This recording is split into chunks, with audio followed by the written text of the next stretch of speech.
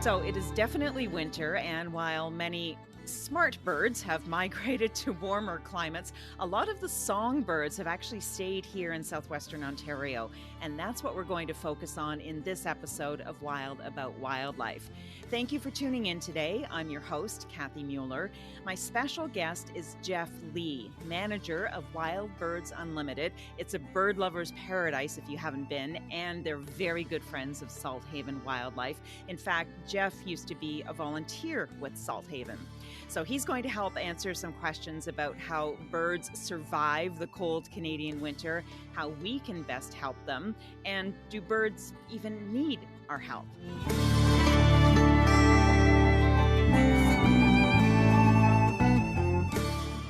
So welcome, Jeff. So glad that you can join me today. Thank you very much for having me.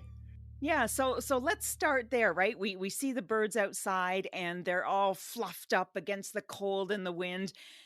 How do they survive the cold winter? And why don't they all fly south? They have the capability of doing so. That's right. So with the birds that do stay here, they've either adapted through physiological evolution or just adaptations, and as well as behavioral adaptations through the way that they look for food, look for shelter, things like that. The main things that they have to do to cope with the winters that we have here is to maximize the number of calories that they intake, as well as limiting or minimizing the calories that they spend. And so they have to keep constantly replenishing. So the two things that they really have to do through the winter is to maintain a high body temperature. Just like humans, we have to maintain 98.6 Fahrenheit, I believe it is.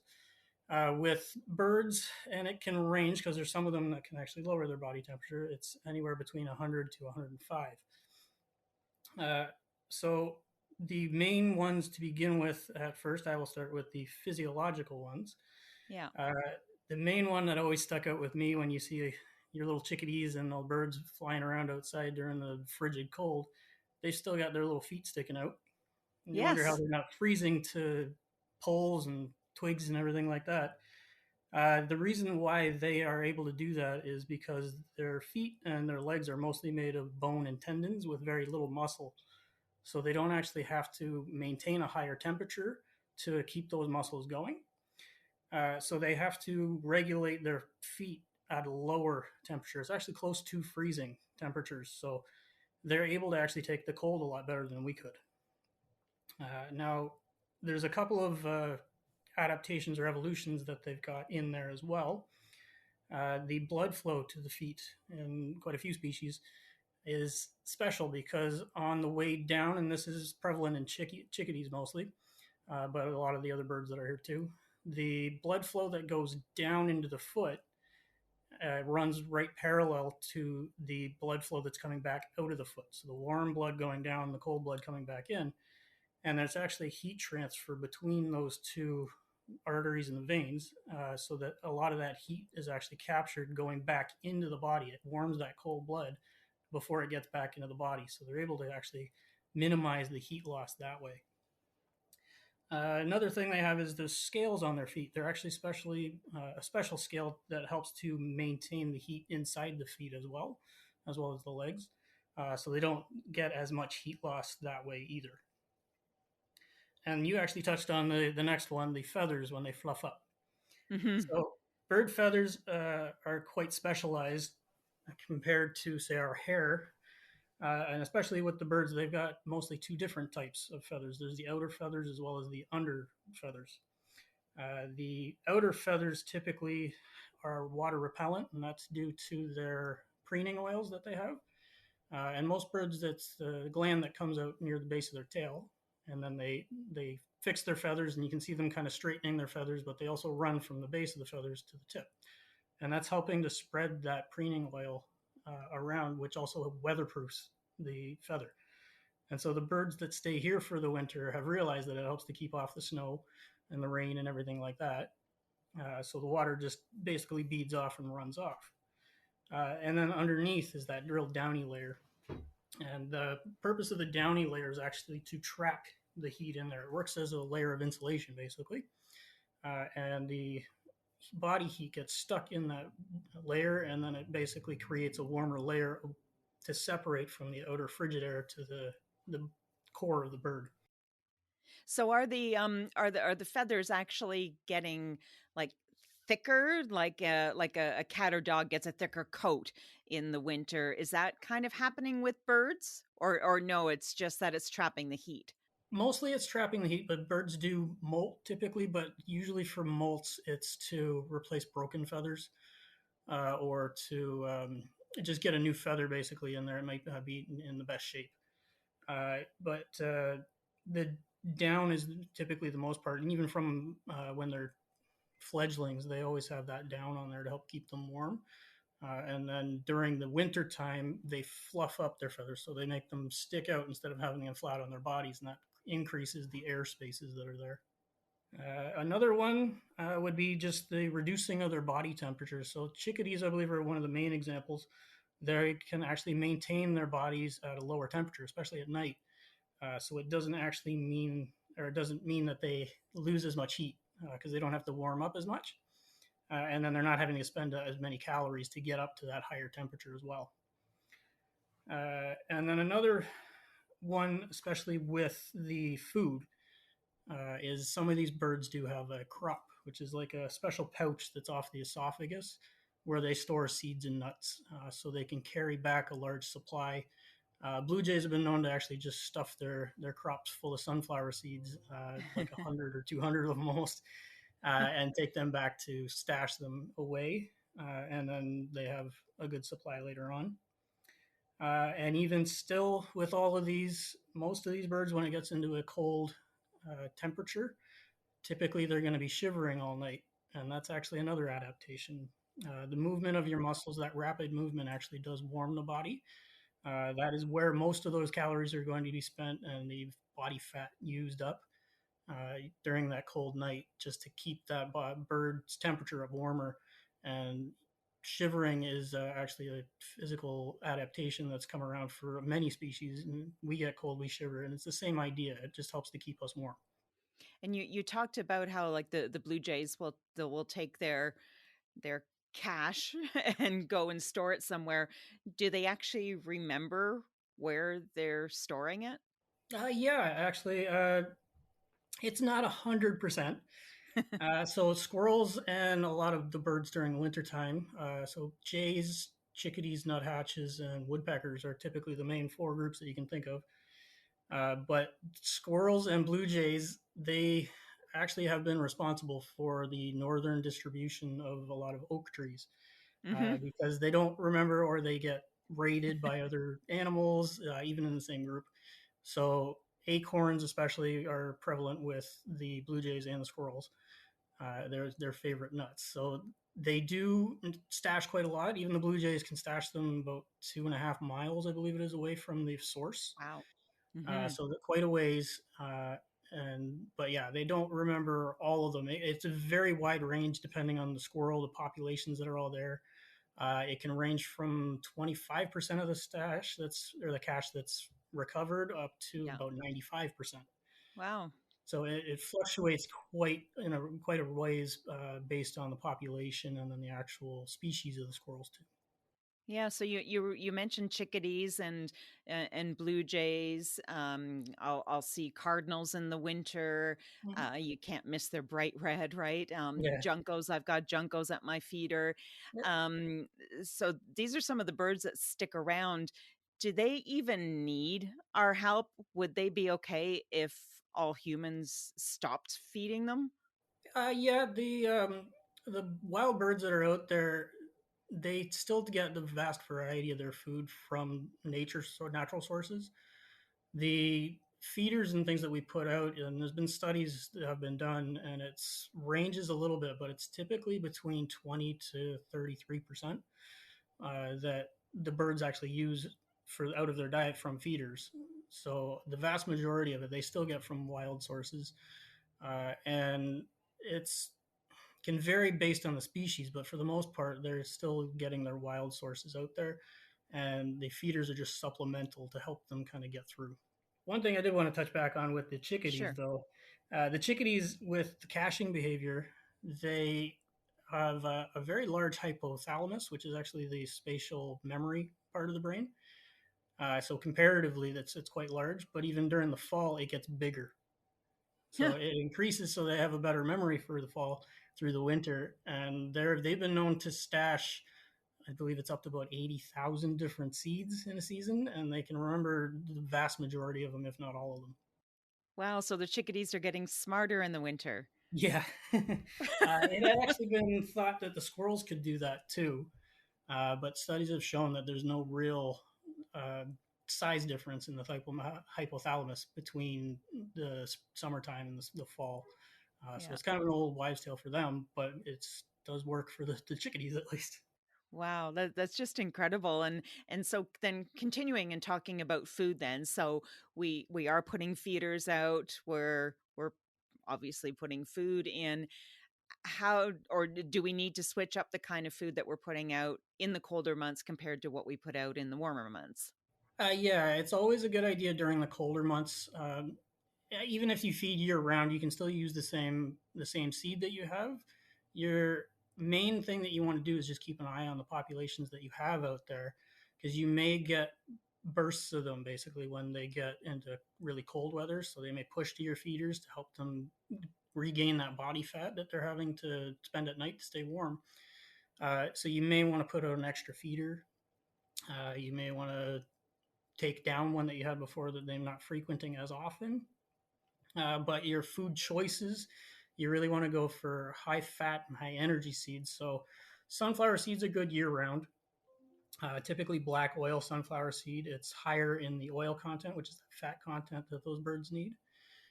Peanuts are great throughout the year, but again, during the colder months, they have a high fat content as well as the protein, so it does give them a good bit of energy. And then suet, so fat sources other than the seeds and nuts. Suet is a very good one as well because it mimics the insect fat. So larvae and pupae from the insects, it imitates that so that they can build up their fat stocks pretty quick. And usually they're mixed with other seeds and nuts as well as fruits, so carbohydrates and proteins as well to help keep that energy up too.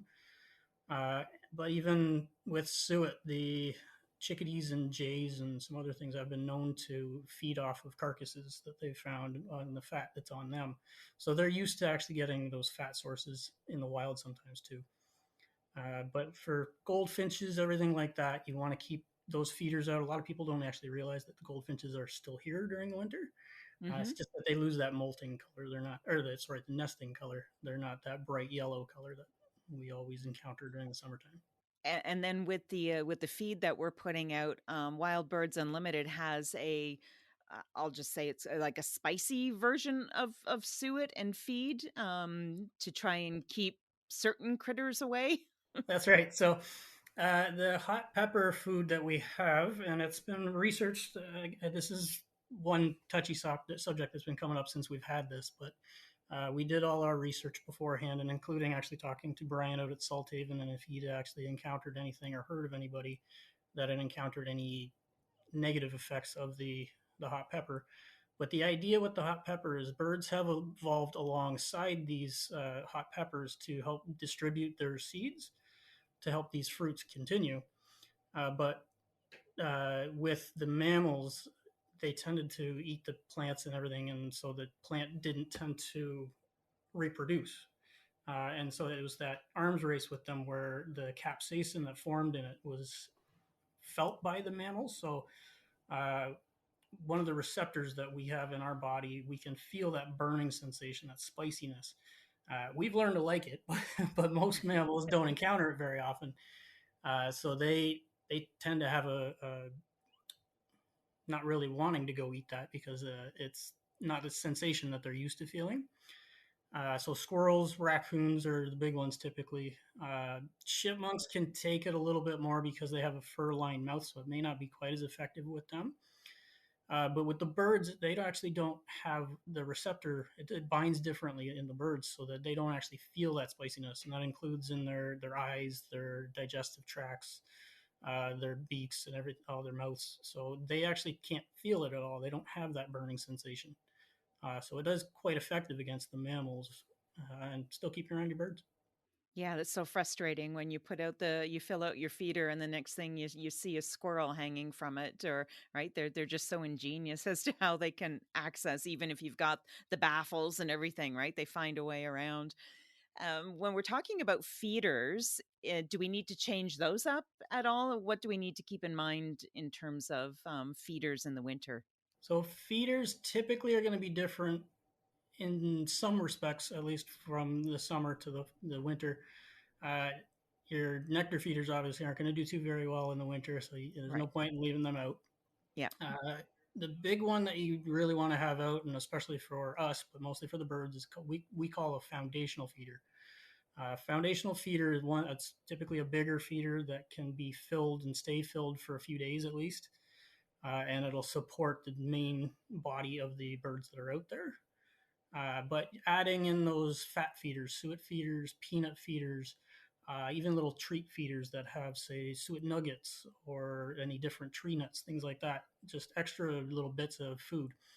And then, like I said before, adding in extra feeders if you notice a real big push to the feeders where you're getting a large population of, say, the goldfinches all of a sudden. We might have an eruption year with them. And so we may have all kinds of them out there all of a sudden, and your feeder empties out in a day or two. So getting another one out there always helps. Uh, Big thing with all year round is weather guards. So especially during the snow with us, it may bury some of those feeders or clog the holes up. So having the weather guards on there helps to keep those holes clean so that the birds can at least access some of those holes, if not all of the holes.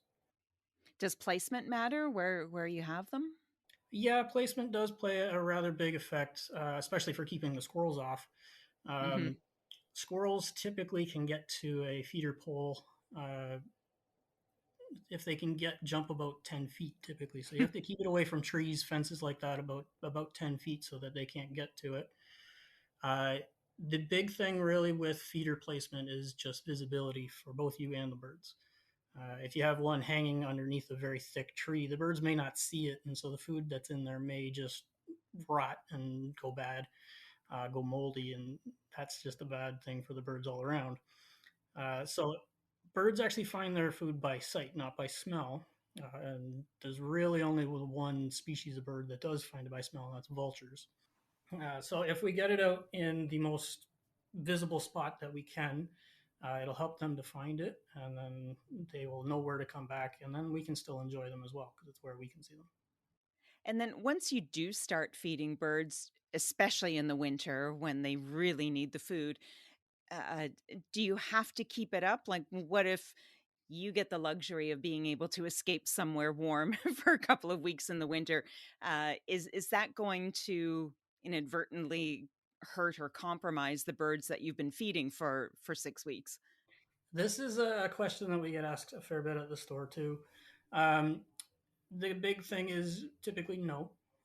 Birds do adapt to find different food caches and stores that are out there. They may find, say, like an insect supply that's underside of a evergreen tree that they can gobble up. But then when they go back next time, there's nothing there. So they constantly have to look for food, anyways. Uh, but with the fact that they only use our feeders supplementally, they'll just kind of move on and go there uh, to whatever wild sources they can find, anyways. They may just increase those wild sources if your feeders aren't active at the time. Okay. Good to know because it can run a little expensive too, trying to keep those feeders fed all the time, right? That it can. It's good entertainment, though, and it actually is great for your mental health, too. Even just Oh quickly my doing gosh, I something. could not agree more. Yes, it is my winter entertainment and the cat's entertainment actually too, sitting there in the window, We have wanting to desperately to get out and be one with the birds. we have a lot of customers that actually use it as cat TV for their inside pets. Yeah, my cat has no interest in the actual cat TV on YouTube, but put her on her cat tree in front of the window and she's happy. I'm speaking with Jeff Lee from Wild Birds Unlimited, and he is proudly wearing a sweatshirt with a big bird on it that says Bird Nerd. And the bird is wearing a pair of black glasses, almost like what Jeff is wearing. So we know we're in good hands speaking with Jeff today. The other thing that we haven't talked about that birds need over the walls, just in general, is water. So providing a water source in the winter. Water is one thing a lot of people don't really think about because they think just, oh, there's lots of wild sources out there. The thing with winter is a lot of it's frozen. Usually, with the birds, they can maintain themselves even with frozen sources of water by eating snow. The only thing is that that actually uses up those calories that they're in there to help heat that water up so that they're not freezing themselves. So a heated bird bath or a de-icer does really help. They typically will maintain the water just above freezing, so the birds don't have to put in that extra effort to heat that water so that they can have their water source. Yeah, and it's not But like it's a hot tub for birds, right? It's not exactly, yeah. actually the water isn't hot. Yeah, that's right. And that's one of the misunderstandings that's typically done with heated bird baths. A lot of people think that it's going to feel warm to the touch when they put their fingers in it, but the whole idea is just to keep it open and liquid uh, without having to really change the input from the birds itself to actually warm that up.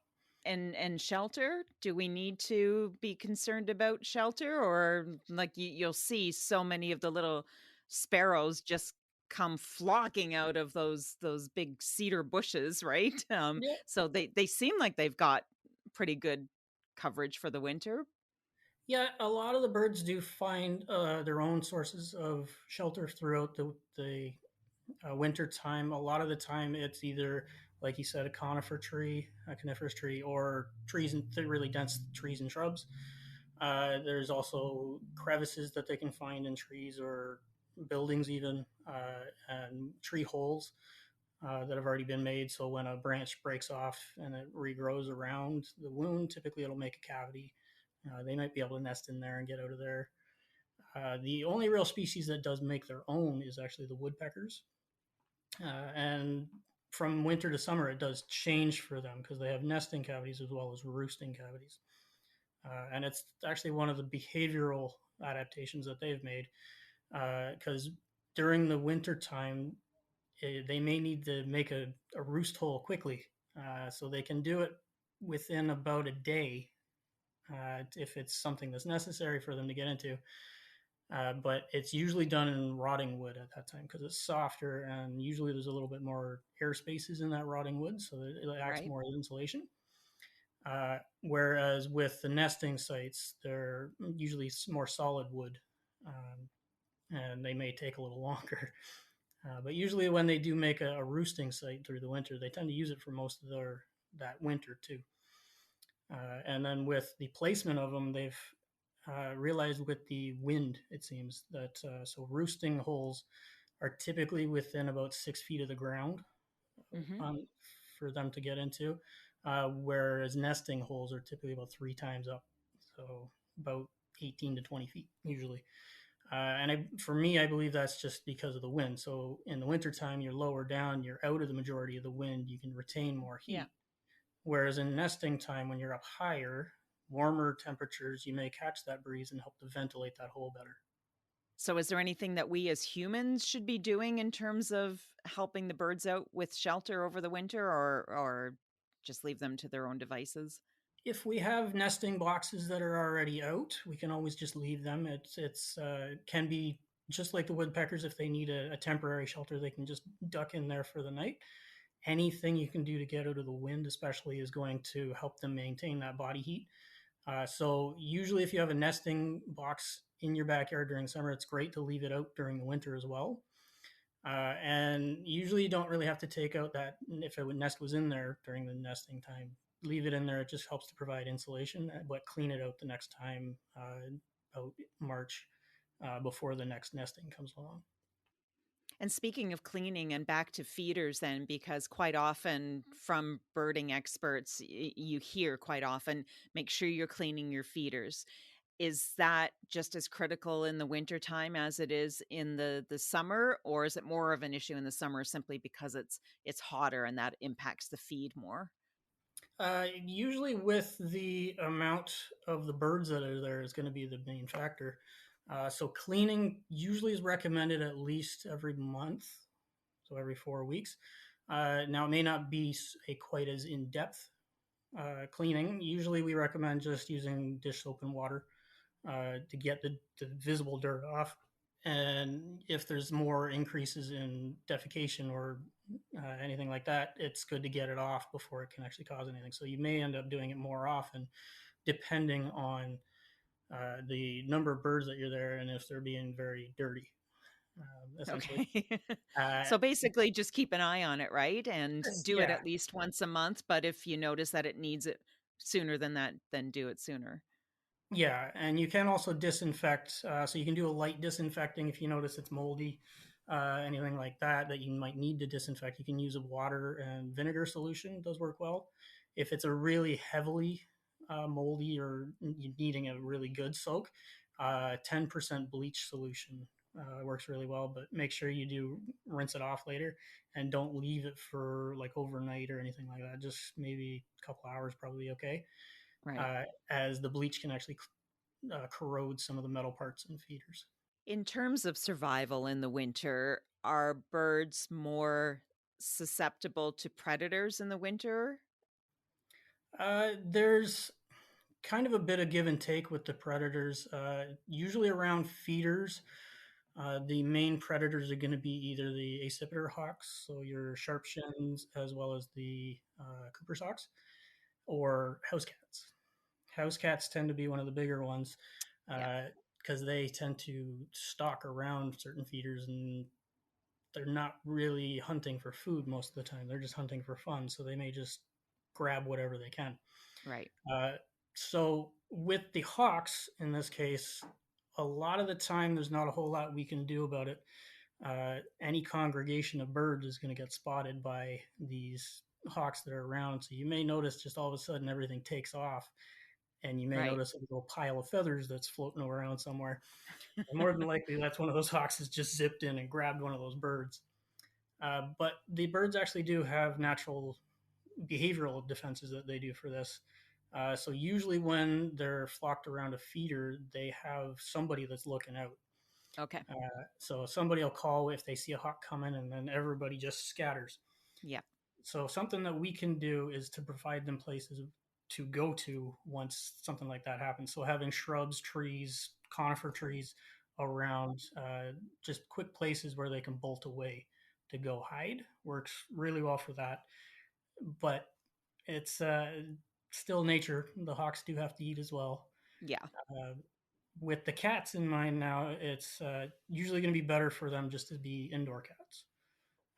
And I know this is a big proponent of Salthaven as well with Brian. He's really helped me kind of understand this as well. But with keeping them inside, entertaining them in different ways instead of letting them go out and just hunt like they want to, or, well, not all of them, but some of them.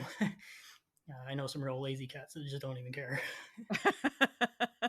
But yeah, with the house cats, because they tend to stalk and wait a little bit more, and they may be there every day, where a hawk doesn't need to eat every day. I think it's about once a week at the very most.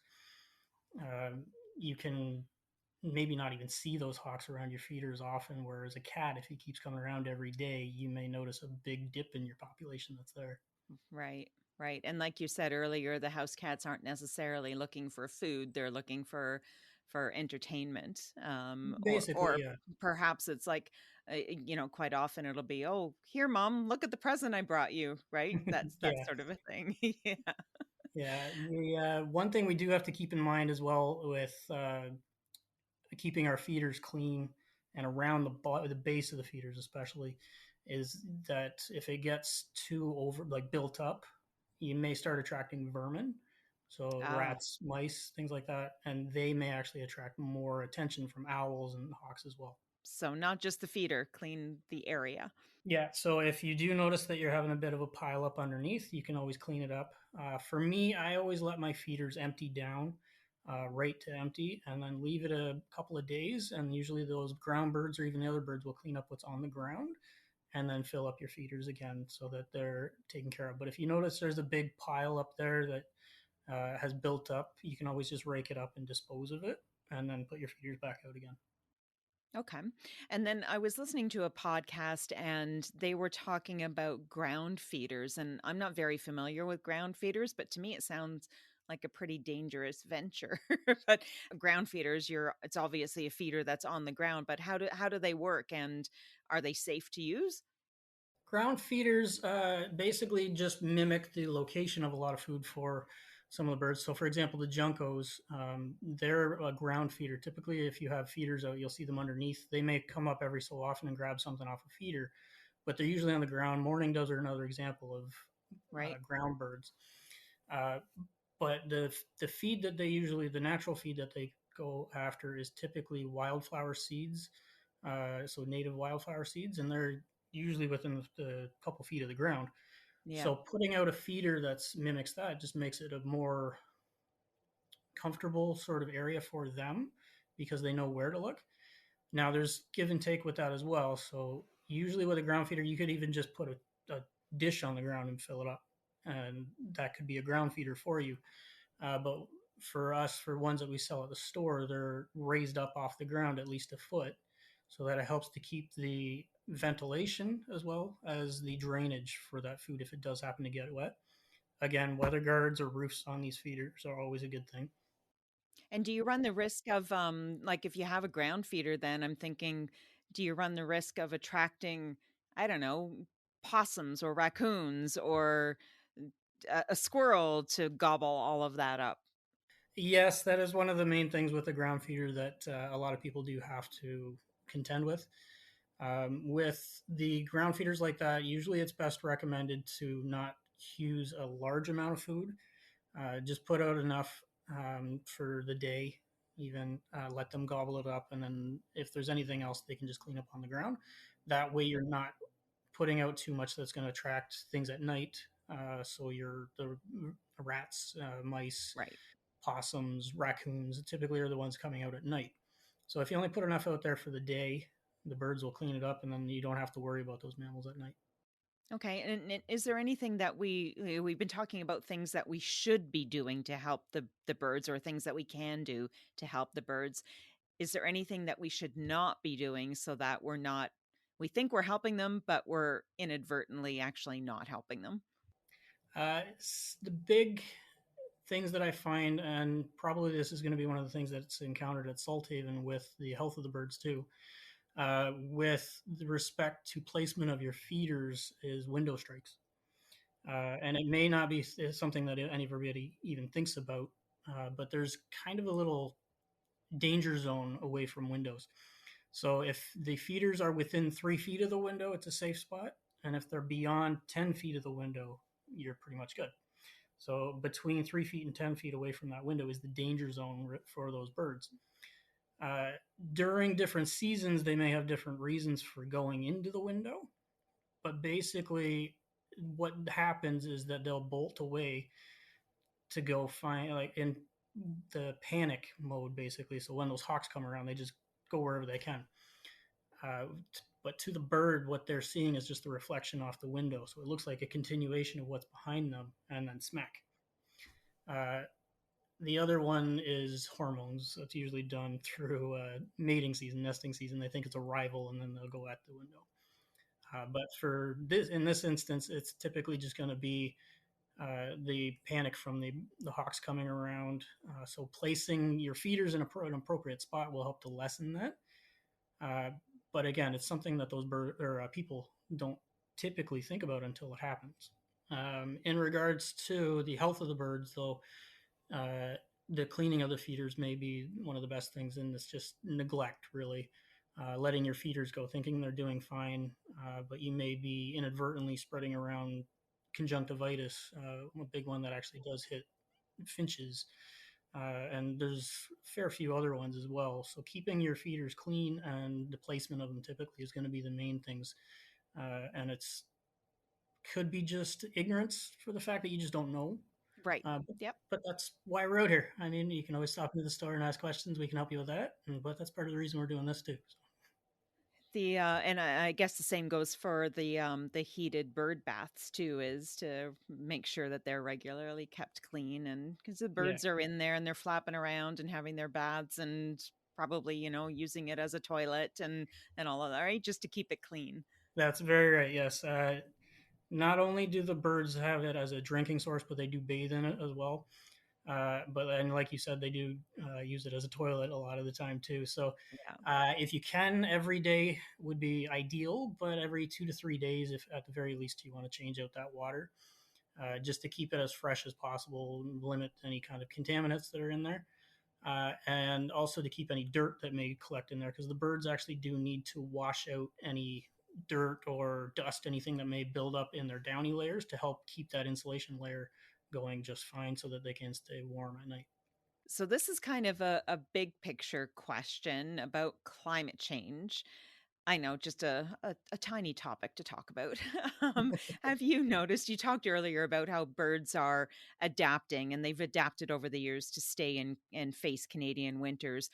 Are you noticing any change in behavior among the songbirds when it comes to climate change? Are more birds wintering with us that used to go south?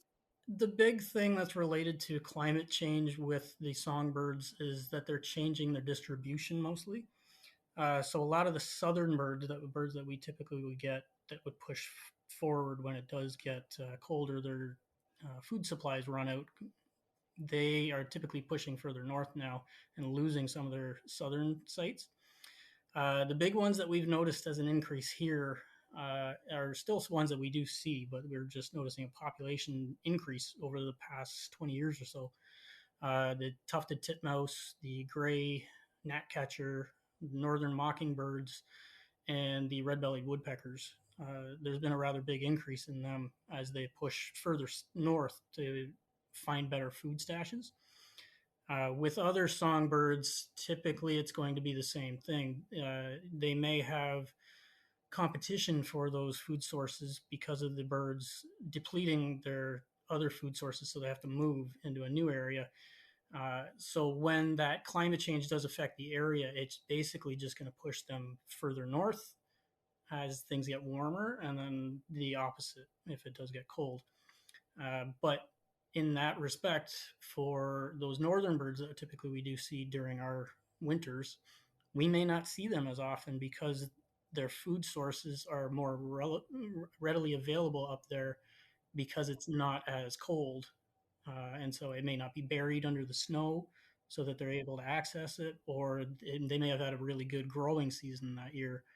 And then that way they're able to just stay. And so we may not see them usually when we do get a cold burst and we see a whole bunch of those birds down here. It's called an eruption. We get it with like red poles and even with goldfinches. You can see them if they have a really good year during the summer. You may just notice all of a sudden there's a lot more birds during that year. uh, but beyond songbirds, yeah, I've noticed there's a lot more geese and ducks on the Thames River. Even since I was a kid, it's increased. That river hasn't really frozen over for, oh geez, I think I was a teenager the last time I saw it freeze over and was able to Yeah. skate on it. But yeah, the more those birds do stay here, they are depleting the natural sources of food that those other birds, so the chickadees, nuthatches, woodpeckers, all the ones that we normally see over winter, they're going to be affecting that food source. So those birds may have to move their populations into a more food readily available area. Right. So it's all interconnected, right? Yeah, a lot of the time with the warblers as well. If we have a warmer season, they may not migrate. They may migrate later. The big thing with climate change is it's really affecting the timing of the birds migrating, whether earlier or later. And with insect populations, especially, so if it's a really warm year, the insects may come out earlier than expected. And if the birds are still sticking to their normal nesting schedule, kind of thing, they may end up missing out on a good chunk of those insects. And so they may not be as successful as at rearing those baby birds. Right. I would love to know if you have a favorite songbird and why. I like for me, if we're talking about colors, it's that red cardinal or just the variations on a blue jay. But for me, the sound, it's the northern house wren, and how something so small can put out such a beautiful song. It's just like it just stops me in my track. So what would be your favorite songbird? My favorite songbird is actually one I've mentioned quite a few times today already. It's the black-capped chickadee. They're such a hardy, tough little bird. They're able to adapt to just about everything. They have a huge, uh, broad range for their diet, so they can survive on just about everything. And they're really brave little birds. Like a lot of the time, you can go out to your feeders. They may even come and land on you, and they're one of the few species you can get to come and eat out of your hand. Uh, but I just love that they're just such a tenacious little tough bird for looking so tiny. Yeah, yeah. Before I let you go, let's do a little bit of a plug for Wild Birds Unlimited. So, if people are interested in coming out to the store or hopping on your website, or give us some information about how people can find you. Sure. So the store is located at 502 Springbank Drive. It's just east of Wonderland at Wonderland and Springbank. We do have an online store as well. If you do Google it, I would do WBU London because there is quite a few different stores. That way you can find us. We do have an online shop as well. Quite a few of our products are online, but not all of them. We do have quite a considerable amount of gifty stuff in the store. So if that is part of the thing you're coming, I would come to the store as well. And you get to talk to us if you do come into the store as well. So if you have any questions or anything like that, we are all very versed at our birds there. And we all are very active in the hobby as well. Every single one of us in the store has a feeder up, at least one. And we can share our stories. We love having people come in, bring in pictures, the things they've seen, and just really getting out to the community. So if you guys come to us, it makes it easier, and we can help you share that love of everything that we have there too. Yeah, and quite often you're doing events and having wildlife experts, specialists coming into the store with different wildlife ambassadors and introducing the public to them. And yeah, the best part about going into the store is being able to talk with you all and asking questions and getting that advice and not being made to feel stupid for answer for asking the questions. Everybody's got to start somewhere. Exactly. There's not really a stupid question. It's not being willing to ask the question. You're never Yeah. going to learn if you don't ask a question. Absolutely. Well, we'll leave it there for now. Thank you so much, Jeff, for joining me today. My pleasure, Kathy. Thank you for having me. So I hope the tips that you've heard from Jeff will result in flocks of songbirds coming to your backyard feeders this winter. For more birding information, the Wild Birds Unlimited website, as we talked about, has a lot of information, including a podcast called Nature Centered. And of course, it's all about birds. Their website is london.wbu.com. If you have a question about something you heard in this episode, you can send me an email at wildaboutwildlife@salthaven.org. I'm also looking for ideas for future episodes, so if there's a particular wildlife animal you'd like to learn more about, just let me know. I'm your host, Kathy Mueller. On behalf of everyone at Salthaven Wildlife, thanks so much for listening. Together, we can help keep the wild in wildlife.